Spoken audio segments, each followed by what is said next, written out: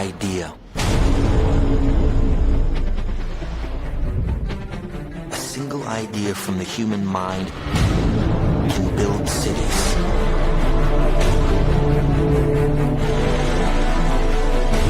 An idea can transform the world and rewrite all the rules. Which is why I have to steal it. He's hiding something, and we need to find out what that is. We gotta break out of here. Give him the kick!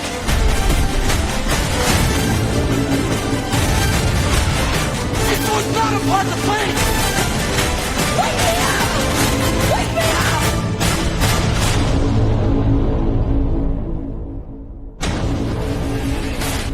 I know we have still not shattered that highest and hardest glass ceiling, but someday someone will, and hopefully sooner than we might think.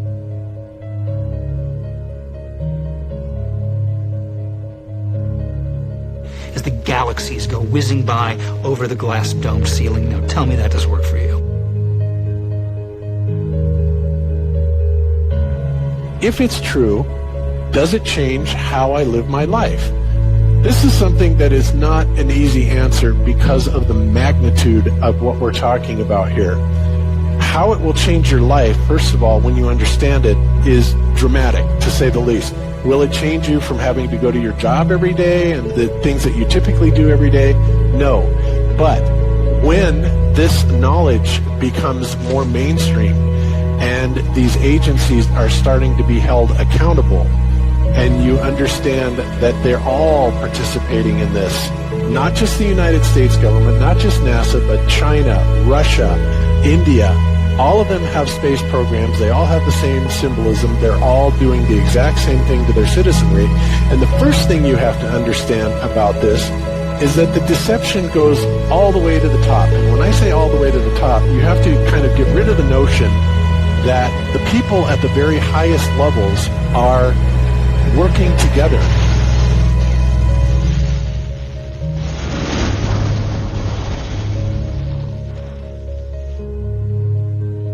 Why would they do this? Why are they trying to hide the fact that we are on an infinite plane or on a flat earth rather than a ball? Well, if you isolate people into the idea that they're on a blue marble that's in the middle of a universe that is really insignificant and there's thousands or millions and billions of other worlds and possibly other civilizations, that makes most people think that we are insignificant and that we did actually come about as some sort of an accident.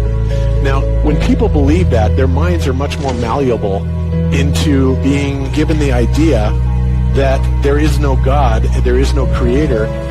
And because of that, that also gives the controllers this fertile soil to build other deceptions on.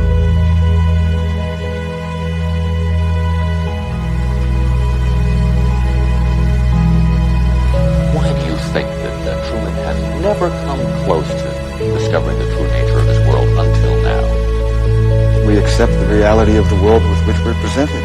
It's as simple as that.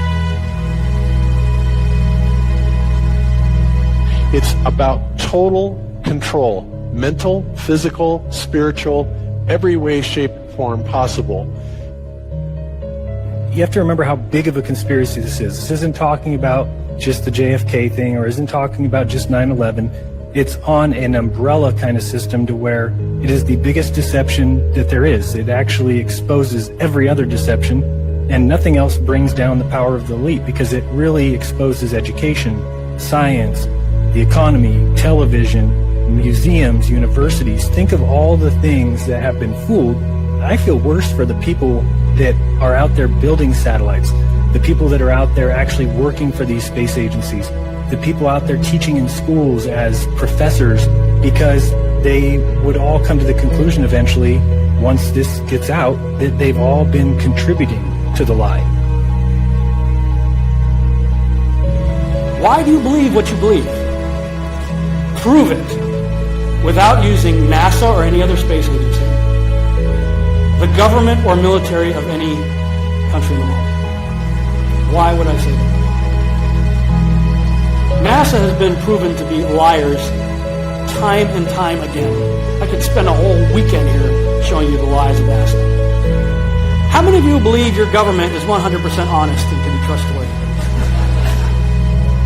And how many of you know the military answers to their government? Okay, so if those three sources are all proven liars, why would you trust them? Fool me once, right?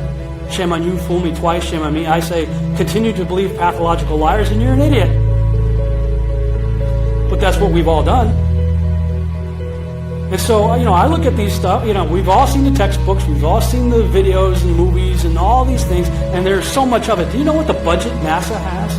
You know how much they get? How much money they get? Have you seen the movie Gravity? Okay. That's made for about $100 million, give or take. And if you saw the movie Gravity, that was pretty impressive. I saw it on IMAX, big screen, like, wow. I mean, I felt like I was with Sandra Bullock flying around in space, freaking out myself. Okay, this is what they're able to do with $100 million. What are you able to do with tens of billions of dollars a year since the 60s? Now, in my opinion, we're being lied to not only about the shape of the Earth, we're being lied to about the very nature of reality itself. In 1954, Admiral Richard Byrd, a highly decorated naval officer, conducted an interview where he alluded to the idea that there may very well be land beyond the poles. Admiral Byrd, you've been to both the North Pole and the South Pole. Is there any unexplored land left on this Earth that might appeal to adventurous young Americans? Yes, there is. But strangely enough, there's left in the world today an area as big as the United States that's never been seen by a human being. And that's beyond the pole, on the other side of the South Pole, from Middle America. And I think it's quite astonishing that there should be an area as big as that unexplored. It's a tremendous So there's a lot of adventure left down at the bottom of the world. Well, do you hope to see that? We don't know. That's the big problem. We don't know where we are. Okay? That's what we're all trying to figure out here. But there is the Antarctic Treaty where, 53 or so nations have signed saying that no one's going to lay claim to Antarctica and that there are massive restrictions for travel there. You can't just get up and go to Antarctica on your own. You have to have a tour guide with you, and there are only certain entry points, and there are limits on where you can go search. Personally, I think the unconquered south face is the only one worth scaling. It's a 20,000-foot sheer wall of ice, but that's never stopped me before.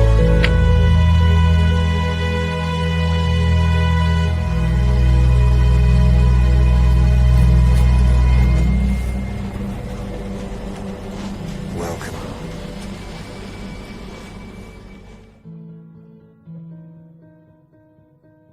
No, I just want to stand on top of the wall and piss off the edge of the world.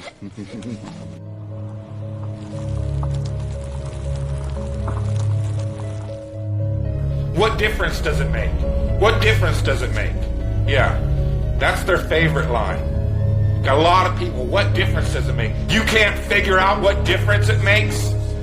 If you can't figure out what difference it makes that the people running your world have lying to you over and over your whole life, if you can't figure out that someone lying to you is trying to control you, suppressing of information, of knowledge, is control.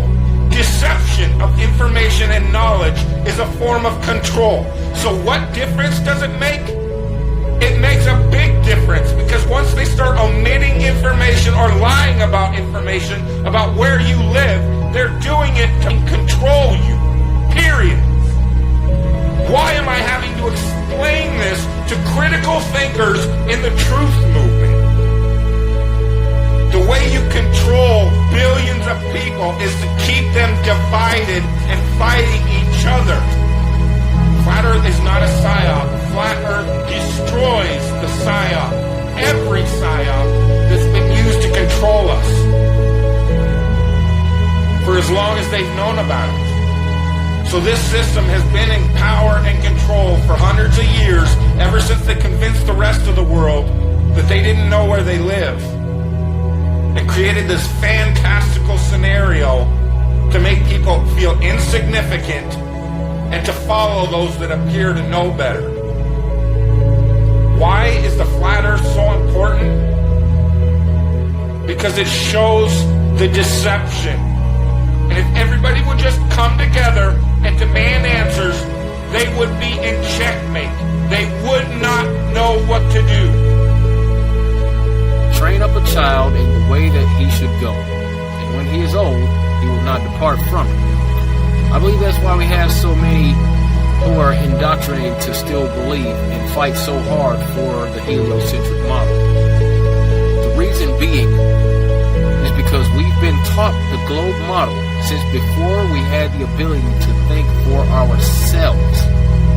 Think about that. Before you could think for yourself, before you could form rational thought, you've been taught that you live on a spinning ball, although your five senses tell you something totally different. Our senses tell us that the earth is flat and stationary, that the sun and moon and the stars rotate above us just as we see, that they make their annual cycles in such a way that we can calculate days, months, and years of the passage of time, just like in Scripture. The earth in itself works like a well-designed timepiece, and we all know that any timepiece that we can think of has a designer. What if the lie is to hide the existence of that designer? What if they're lying to us about this because they're hiding God?